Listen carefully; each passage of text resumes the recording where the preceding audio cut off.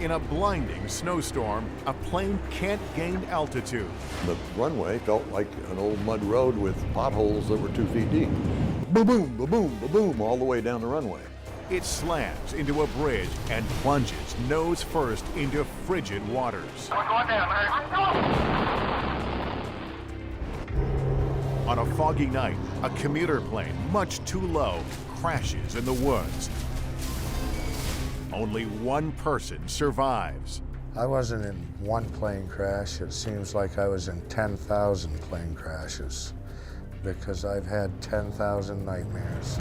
Then, a trip for some friends turns tragic when a fire breaks out in flight and an emergency landing goes horribly wrong. We were up in the air for 1 hour and enjoying our time together. It went from that to sudden terror. I think it was a very grim situation inside that airplane. Deadly plane crashes from the few who survive, with dramatic animations that put you up close and inside the troubled cabin.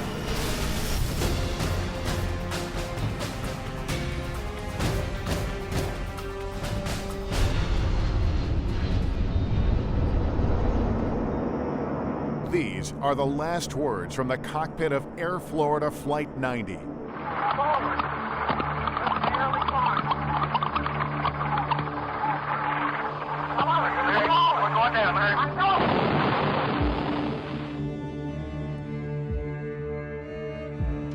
The sound of impact is the Tampa-bound Boeing 737 slamming into the 14th Street Bridge in Washington, D.C.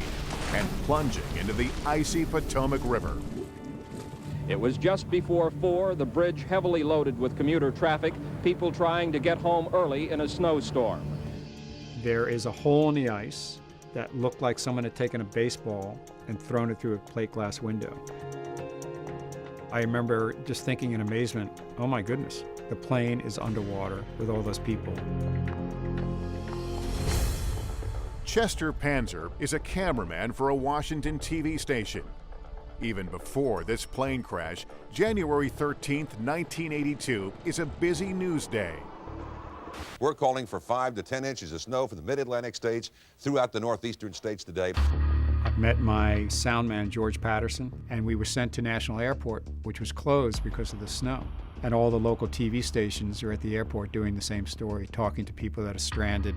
So we shot a story, and the assignment desk told George and I, "Are you guys done for the day?" And we were sitting in traffic about a half hour, 40 minutes, and the assignment desk came on their two-way radio, and they said, "We heard something about a small plane crash at National Airport. We want you guys to check it out." George turned on WTOP, the all-news radio station. I'm Pam Coulter here along with WTOP Steve Thompson. What we do know is that an Air Florida 737 jet has crashed into the Potomac River. Panzer and his sound man make a U-turn and slip and slide their way back toward the 14th Street Bridge, which has 2 spans, one heading south from D.C. into Virginia, the other heading north from Virginia into D.C. By the time the crew gets there and unloads their gear, a United States Park Police rescue chopper, Eagle One, is already on the scene. It's been about 20 minutes since the plane crashed. Panzer quickly aims his camera at the water and catches the rescue of Flight Attendant Kelly Duncan. Her dress is all ripped and her stockings, and she's hanging on for dear life.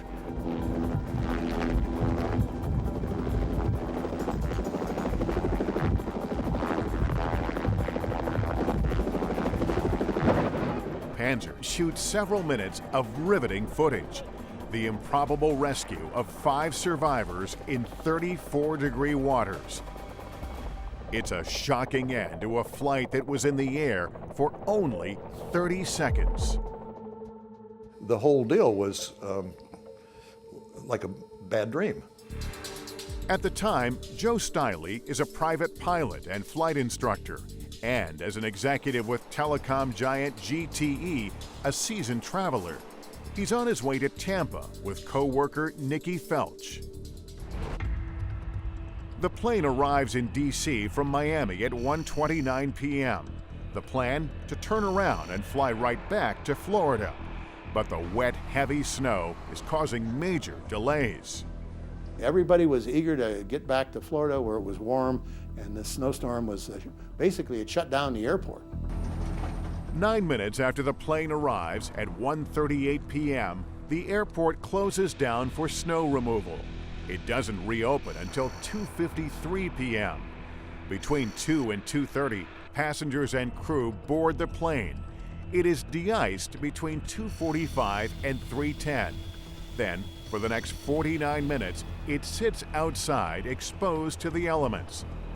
Like other witnesses the NTSB interviewed, Joe Stiley does not recall seeing the crew leave the cockpit to inspect the aircraft. When they boarded us, I went back and I could see that there had been tracks where they'd brought the baggage up to it, but I saw no indication that any pilot had ever done a tour around the airplane. Of course, those pre-flight inspections are the first thing you teach a student pilot. And I was a little bit, let's just say I had a consciousness about this beginning at that point. At 3:35 p.m., the pilots review their checklist. The first officer at the controls calls out anti-ice, referring to the plane's internal engine anti-ice system. The captain responds, off, a crucial mistake. At 3:40 p.m., the first officer comments, it's been a while since we've been de-iced, meaning by the airport's ground crew. But the captain does not pick up on the hint or request a second de-icing. It was de-iced, but the fluid basically drained off the airplane because they were sitting in a hold for such a long time on the tarmac waiting to take off. And the effectiveness of that fluid degraded to the point where the snow that was still falling started to reaccumulate, and the crew failed to reevaluate what was happening out there. The snow and ice are causing another grave problem for the plane. There are sensors on the front and back of the engines that measure EPR, engine pressure ratio. That's the number used to set proper takeoff power.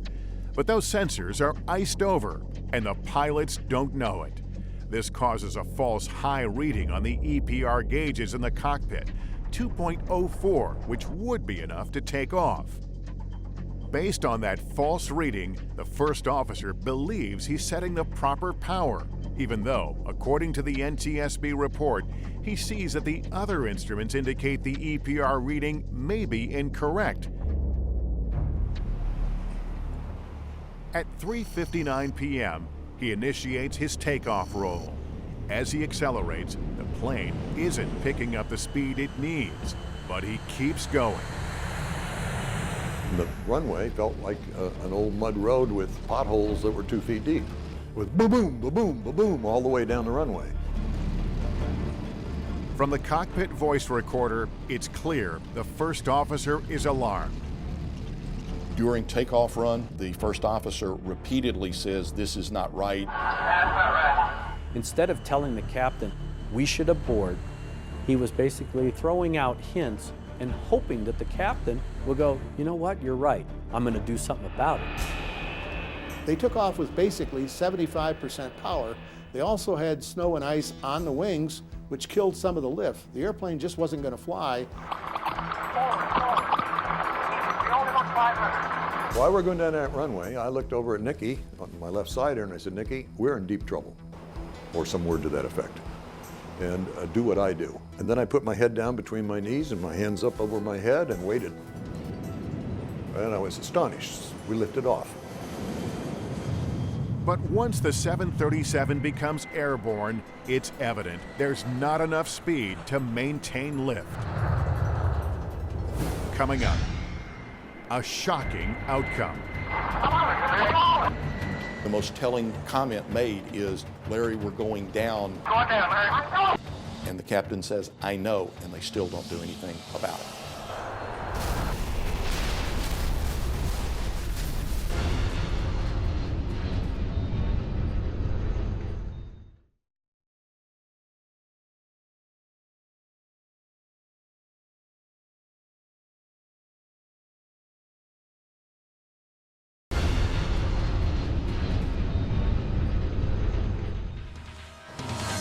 January 13th, 1982, Air Florida Flight 90 takes off from Washington National Airport in a blinding snowstorm. The plane is only airborne for 30 seconds when its tail slams into the 14th Street Bridge and it plummets into the Potomac River nose first. 78 people died, 74 from the plane, 4 from cars and had their roofs sheared off on the bridge.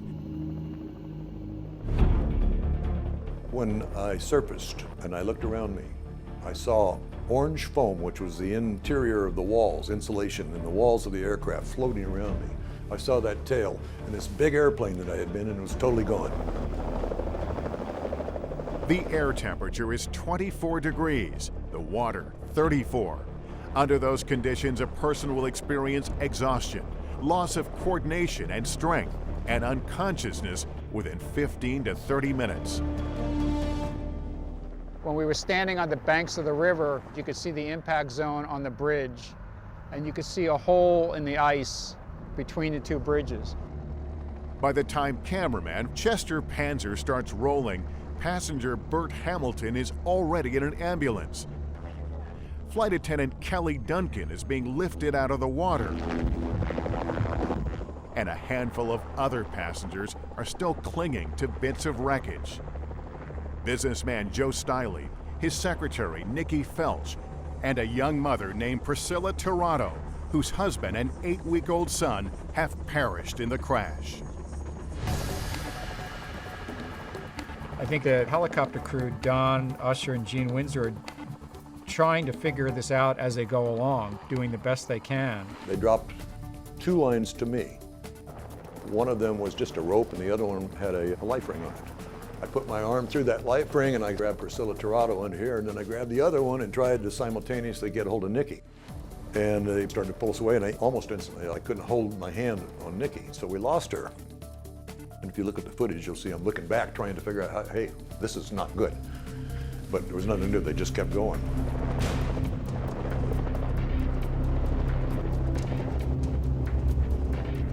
Stiley tries to hold on to Tirado, but he can't maintain his grip. I lost her. I couldn't hold on to her. We hit one of those ice things and she started to slip. I'm in motion and she's not. The camera pans back to Priscilla Tirado, who looks as if she's trying to swim, but her body isn't moving.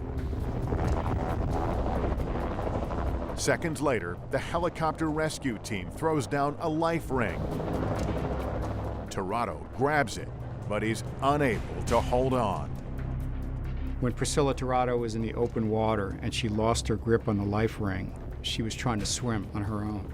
And the impact of the story hit me right then and there. She's going to drown in front of us because she's in the open water. She's got injuries, she's got jet fuel in her eyes, and she's going to drown. And I remember thinking, this is not fair, I should do something. Because of the snowstorm, all government offices are closed early. A civil servant named Lenny Skutnik jumps into the freezing water just as Priscilla Tirado is starting to go under. He jumped right over my back to go in after her. Immediately, you know, I remember in the shadow of him going and then the splash and watched. Thank God somebody did something. She definitely would have drowned had Lenny not saved her, so he was a hero for saving her. She just couldn't survive out there.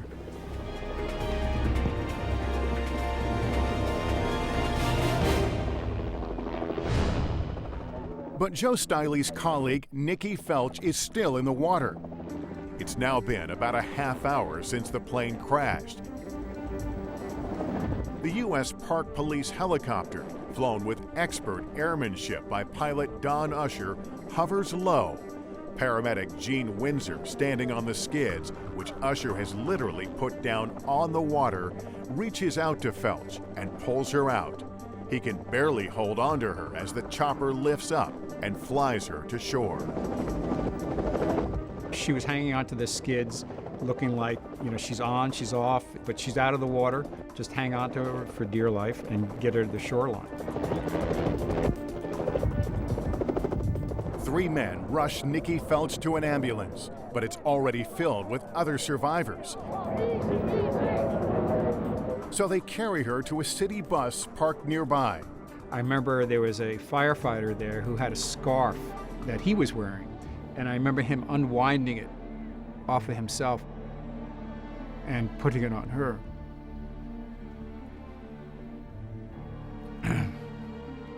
It was just his way of helping, his way of saying, you know, trying to do what we can. With 5 survivors now on terra firma, the chopper turns around for one last sweep over the water. Like one more futile search for survivors. That is all.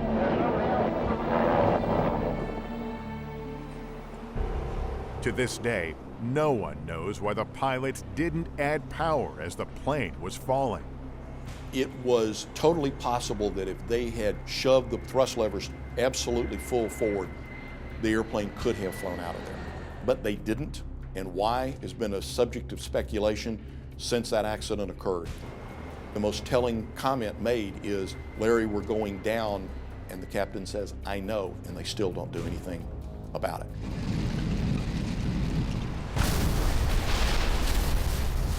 Coming up, the investigation quickly focuses in on the weather and the mistakes that pile up as the snow comes down. The captain convinced himself they didn't have a problem. This accident was waiting to happen at the gate.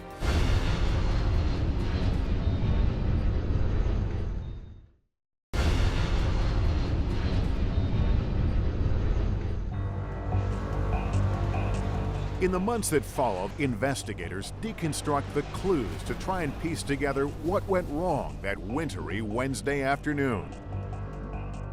The cockpit voice recorder, the weather, the wreckage, de-icing procedures, every detail is scrutinized.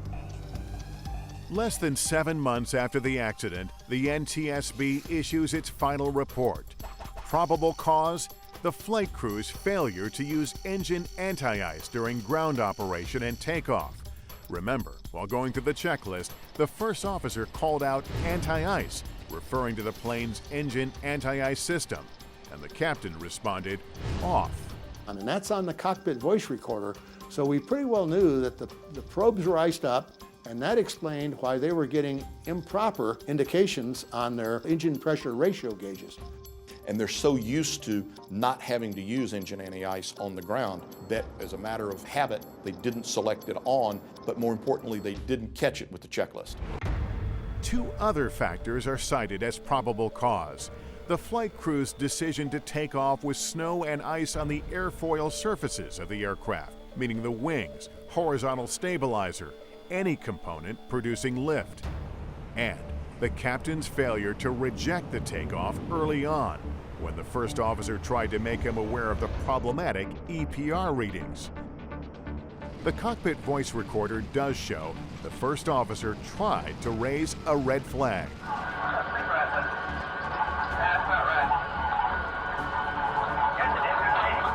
Clearly, the first officer was saying something's not right here. And due to confirmation bias and what the captain wanted to see, he convinced himself they didn't have a problem. And when he did that, he basically dismissed the inputs from the first officer. That's the single largest failing that I see out of this captain. This accident was waiting to happen at the gate. It should have never happened. It was a prescription for disaster because it was one after another in the sequence of events that led to a catastrophe.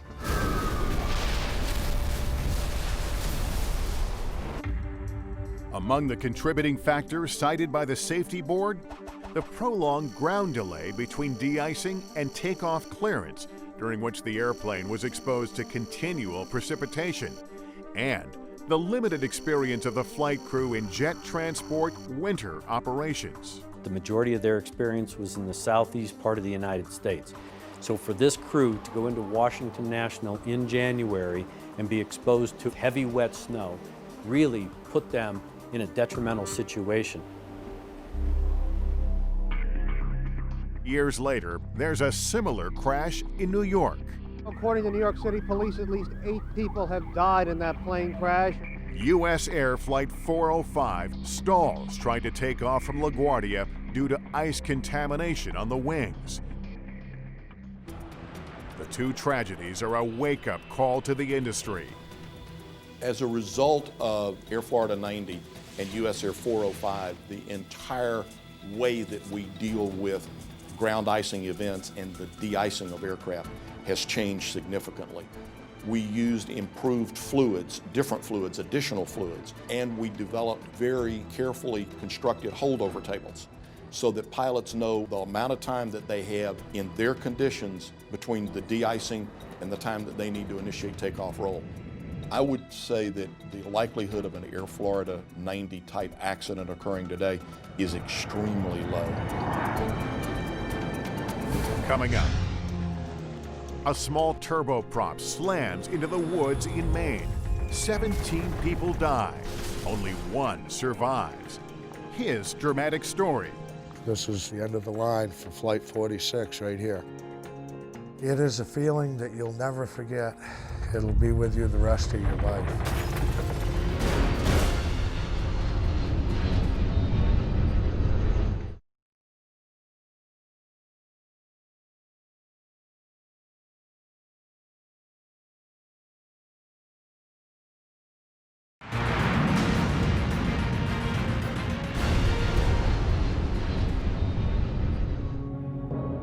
This plane is about to crash.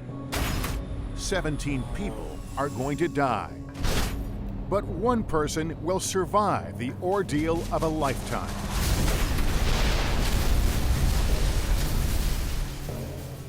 Any idea how he got out of that thing alive? Miracle, I have no idea how he got out. The sole survivor, John McCafferty, is now in his 50s, still living in his native Maine. For the union pipefitter, the crash of Down East Airlines Flight 46 is as vivid today as the day it happened. He was 16 years old, heading back home from a trip to Florida. It was May 30th, 1979. I landed in Logan around 11:30 in the morning, and I was supposed to have a short layover, and because of weather conditions, the plane that was flying down from Owl's Head, Maine was delayed. Upon arriving in Boston, the de Havilland Twin Otter is supposed to turn right back around and return to Maine. But John McCafferty recalls overhearing a phone conversation in which a crew member expresses concerns to a company official. He described how the weather was not, favorable, and also he was concerned because he was saying that he had valve trouble in his right engine. The plane is scheduled to land at the Knox County Regional Airport in Owl's Head, Maine, near Rockland, right off the Atlantic Ocean. The company's certified weather observer in Rockland says the sky is obscured by fog in the area with 3-mile visibility. The pilots don't want to fly, and they're not the only ones with nagging doubts. As I looked up at the plane, I had a feeling overcome me, and I knew in my heart that this plane was going to crash. I just had an overwhelming feeling. At 7:55 p.m., the plane takes off for the 1-hour flight. It's turbulent. Halfway through, the pilots request updated weather information. They're told visibility is down to 3/4 of a mile, and conditions are deteriorating. The pilot came on the intercom and made an announcement that we were approaching the Owl's Head Airport and that we would be landing within a few minutes. But as the plane descends into Rockland, visibility is extremely limited. With moist air coming in off the Atlantic, the area is prone to low clouds and fog. Because of this, expert analysis suggests the pilots are unable to see the airport. Flight 46 tells air traffic control they're probably going to have to miss the approach at Rockland, meaning abort the landing. They request a clearance at Augusta, a nearby airport. But it's too late. The pilots obviously saw the same thing that I saw. They saw the trees coming up real fast. They knew that they were in a bad position.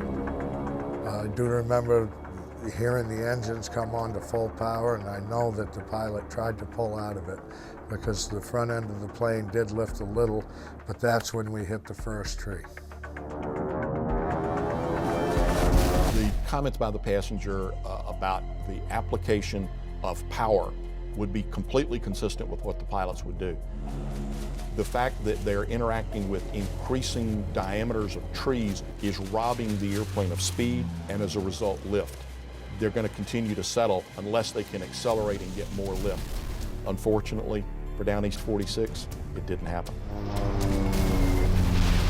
I put my hands on the seat in front of me and I put my knees up in the back of the seat into what I would call a crash position. And all of a sudden we hit the first tree and it made a real loud crash and bang. You could hear metal crushing and people were screaming. My body was flying forward through the plane, and then the plane suddenly came to a stop. McCafferty realizes he's the only survivor. Soaked in jet fuel and terrified the plane is going to blow up, he manages to crawl away. Roughly 75 feet in this direction is where I finally came to rest, and I laid there just waiting for help, and then finally a team did arrive, and they came to the wreckage first over here, and I could hear people's voices and I saw flashlights, and I hollered out at the top of my lungs at that time, "Help, I'm over here." This is one of the trees that the plane hit on the crash path. On a snowy winter day, John McCafferty revisits the crash site for the first time in 35 years. With him, Foster Sullivan, one of the first responders who helped save his life. I said, "What's your name?" And he said, "John." He said, "Tell my parents that I love them and I'm going to heaven." I wanted them to know that, you know, if I was to die, which I honestly thought I was going to, that I would be in heaven and that I did not suffer. His pulse rate was so high I couldn't take it. Low blood pressure. His abdomen was distending. I knew that he was coming to the end. He shouldn't be here today. He should be gone. McCafferty is critically injured. He's taken to the hospital where he spends more than a month recuperating from his injuries. It's now left to the NTSB to get to the bottom of what caused this deadly crash. The morning after the accident, air safety investigator Dr. Al Deal arrives with a GO team. We overflew the wreckage. We saw it was a horrific impact, and I certainly was amazed that there was even one survivor because the plane hit very violently, nose down into the wooded area. Deal has a bad gut feeling about Down East Airlines from day one when he meets Phil Simpson, Chief Inspector for the Maine Aeronautics Commission. He said, "I want to talk to you about this accident privately." And I said, "Great. I've got to run out to photograph the wreckage right now, then I've got to get over to the morgue, and I will speak with you tomorrow." At the morgue, Deal's suspicions are further aroused when he asks the medical examiner for the captain's flight records. And he said, "Oh, somebody from the airline already showed up and they got the papers." I said, "Excuse me, you've got to treat these bodies like they're part of a crime scene. Do not release anything from the bodies except to the federal government." Deal says his suspicions are confirmed when he pays a personal visit to the Down East offices and asks the airline's owner to show him those papers. And he said, "Oh, they were all bloody and I burned them." Right then, alarm bells went off. Somebody's destroying evidence and the bodies are still warm. So I met with the commissioner the next day and he handed me an NTSB accident report of an accident that Down East Airlines had had 8 years before, a fatal accident, very similar circumstances. And he said to me, "Are you going to do like the NTSB guys did at this last accident, spend a few days, go home and write your report and declare pilot error?" And I said, no way, Mr. Commissioner. We're going to get to the bottom of this. Coming up, the NTSB investigator digs deeper, and he doesn't like what he sees. Something was very wrong with this airline.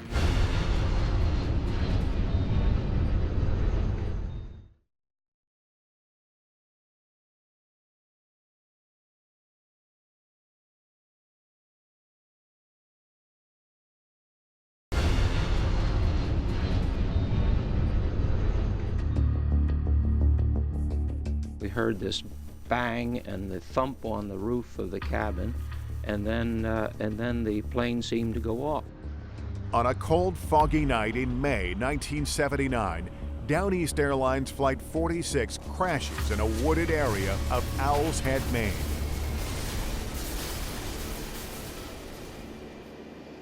"17 of 18 aboard the small commuter plane are killed instantly. One heartbreaking photo shows the pilot's young son surveying the wreckage. The sole survivor is 16-year-old John McCafferty. He's badly injured. I had fractured ribs, I had a punctured lung, I had my scalp torn from my head. It took 580 stitches to sew my scalp back on. I took a real beating in that airplane crash. While McCafferty is recuperating, NTSB investigator Dr. Al Deal is with the GO team in Maine, digging to find out what caused the accident. But in the process, he finds there's much more to the story. The hair was standing up on the back of my neck that something was very wrong with this airline. Over the next year, 14 former Down East pilots and other employees provide written statements and/or sworn testimony to the NTSB, laying out 23 alleged unsafe company practices. And they describe a troubling work environment. Jim Merriman, the captain of Flight 46, also serves as chief pilot for Down East Airlines. Colleagues describe him as feeling, quote, under pressure constantly from the airline president. That man, Robert Stenger Sr., declined our request for comment. In the weeks leading up to the accident, Captain Merriman's family says the pilot was suffering a loss of appetite, exhaustion, preoccupation, chest pains, and breathing difficulties. He was probably suffering a kind of PTSD, and he was also very fatigued because he was in charge of training all these pilots. And the people that they were hiring were really rookies that needed to be very carefully watched. Worried about the weather and a malfunctioning engine, Merriman and his first officer make it clear they do not want to fly that night. But they take off anyway. The NTSB report suggests the crew may have feared losing their jobs if they didn't. In the report, employees describe the president's explosive temperament, which created an atmosphere of hostility, intimidation, and a fear of loss of employment. The fear of commercial retaliation, if you will, that does not override the airman's responsibility to make the necessary decisions. Is the flight unsafe? No. We have fuel on board, we have instrument procedures, we have an alternate airport that meets the criteria. This is not an unsafe flight. If it were, the captain has an absolute responsibility to refuse it. He did not. One former pilot we spoke to says he did refuse to fly on more than one occasion. He says he was fired by Down East owner Robert Stenger 4 times and rehired in 20 minutes each time. He and other pilots report being pressured, ridiculed, and intimidated on a regular basis and urged to cut corners. The president of the airline and a few other Down East employees deny they ever ordered pilots to violate operating requirements. The company denies the allegations in the report and offers explanations. The NTSB lists probable cause as the failure of the flight crew to arrest the aircraft's descent at the minimum descent altitude. One of the 23 allegations laid out by the pilots was that Down East established minimums below those mandated by the FAA. They descended below the minimum altitude before they saw the runway, and as a result, they ended up short of the runway into trees, resulting in the accident.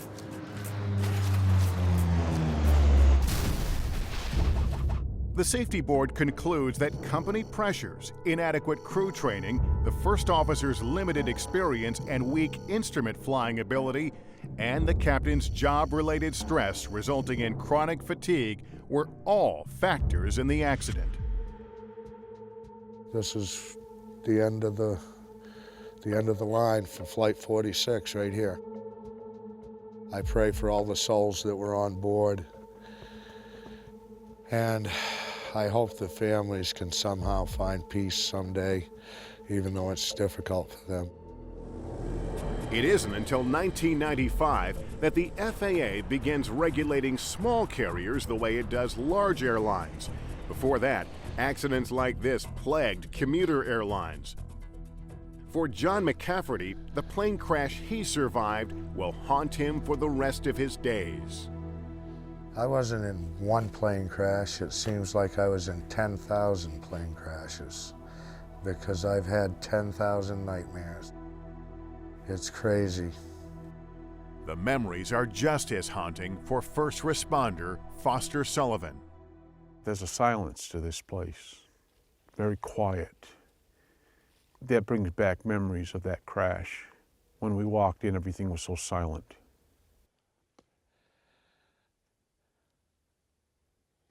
This is the last time I'm coming here. For me, I need to lay this to rest in my mind. It's done.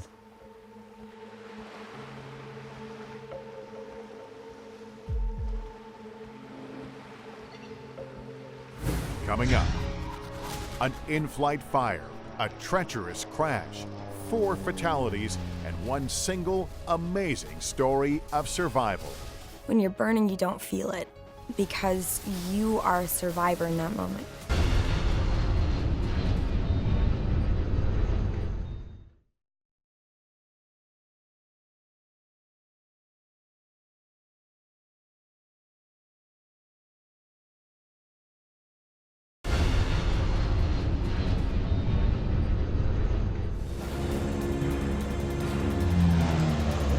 A small plane crashes and burns in a Kansas cornfield.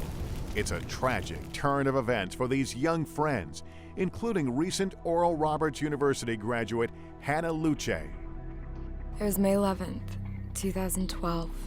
It was an ordinary day, just like any other day. We were headed from Tulsa, Oklahoma to Council Bluffs, Iowa. They're heading to a Teen Mania Ministries event organized by Luce's evangelist father, Ron. The friends could drive, which would take them about 6.5 hours.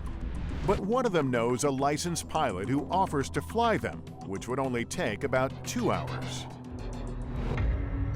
At 3:45 p.m., the red, white, and blue Cessna 401, tail number N9DM, takes off from the Richard Lloyd Jones Jr. Airport in Tulsa. We were up in the air for 1 hour and enjoying our time together, and there's a high energy. It's chilly in the plane, so the pilot turns on the cabin or combustion heater. It gives off a foul odor, so the pilot shuts it off. Then, moments later, at about 8,000 feet, something terrifying happens. There's a fire. Dark smoke starts filling the cabin. You hear a lot of coughing. We're trying to figure out how to survive in this situation. The pilot has no choice. He has to make an emergency landing. They're about 1/3 of the way to their destination. The plane is over Chanute, Kansas. I remember looking outside of the window as I'm trying to cover my face to block the smoke with my blouse. This type of airplane, because it's not pressurized, does not have the goggles and the oxygen available that an airliner would have that flies at high altitude. I think it was a very grim situation inside that airplane. At 4:30 p.m., the Cessna slams into the ground. The right wingtip is the first point of impact, causing the plane to cartwheel.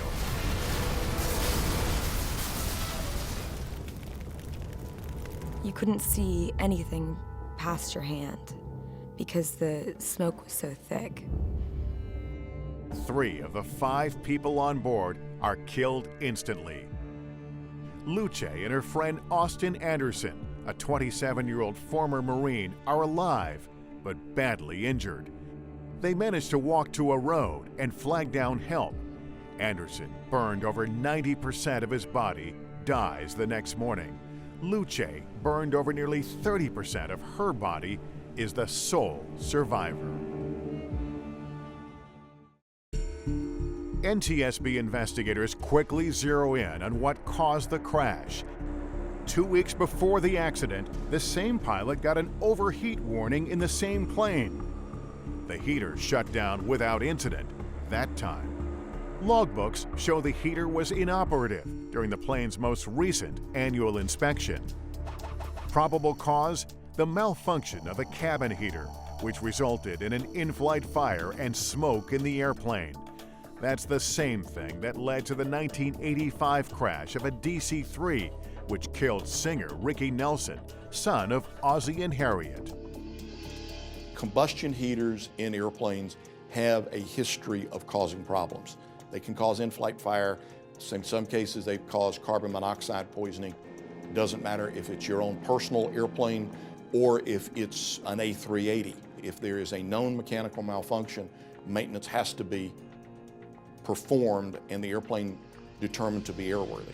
This was a known malfunction with an aircraft and an aircraft system, and that multiple people had looked at it, the pilot was aware of it. You never want to fly or conduct an operation, especially with a known malfunctioning piece of equipment, such as a heater. This pilot should have never taken that airplane on that flight.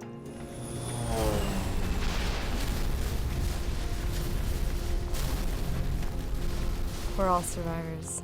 We all have pain. Pain is pain. We all struggle. And as much as my struggles are very drastic, so many people across the world are experiencing so much worse than I ever did. It's a rare occurrence for planes to crash, 1 in 1.2 million flights to be exact. When commercial planes do crash, the chances of surviving are better than you might think. 95% according to the NTSB. And for those wondering where the safest place is to sit on a plane, there are no significant statistics. But pilots say the smoothest ride is usually over the wing. For those who survive deadly plane crashes, the experience can't help be anything but life-changing. My son celebrates his birthday and my survival on the same day, and I have lived to see all my children grow up. To go through something so horrific and survive it, especially considering the wounds that I had, I realized that God had a hand in that, and I have thanked him ever since.